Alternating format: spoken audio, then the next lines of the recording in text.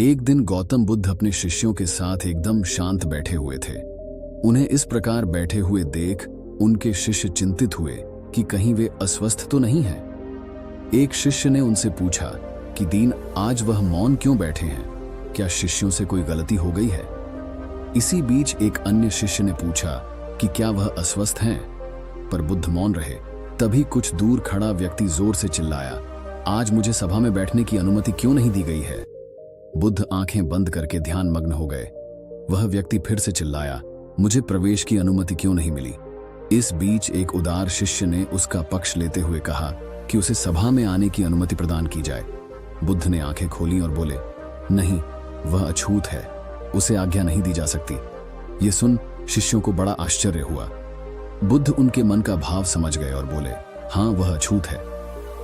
इस पर कई शिष्य बोले कि हमारे धर्म में तो जात पात का कोई भेद ही नहीं, फिर वह अछूत कैसे हो गया? तब बुद्ध ने समझाया, आज वह क्रोधित होकर आया है। क्रोध से क्रोधी व्यक्ति प्रायः मानसिक हिंसा कर बैठता है, इसीलिए वह जब तक क्रोध में रहता है तब तक अछूत होता है। इसलिए उसे कुछ समय एकांत में ही खड़े रहना चाहिए। क्रोधित शिष्य भी बुद्ध की बातें सुन रहा था।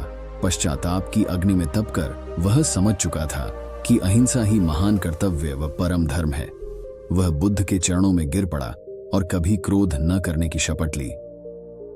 आशय यह कि क्रोध के कारण व्यक्ति अनर्थ कर बैठता है और बाद में उसे पश्चाताप होता है। इसीलिए हमें क्रोध नहीं करना चाहिए। असल मायने में क्रोधित व्यक्ति अछूत हो जाता है और उसे अकेला ही छोड़ देना चाहिए। क्रोध करने से तन, मन, धन तीनों की हानि होती है। क्रोध से ज्यादा हानिकारक कोई और वस्तु नहीं है। बुद्ध ने कहा भी है, क्रोध को पाले रखना गर्म कोयले को किसी और पर फेंकने की नीयत से पकड़े रहने के समान है, इसमें आप ही जलते हैं।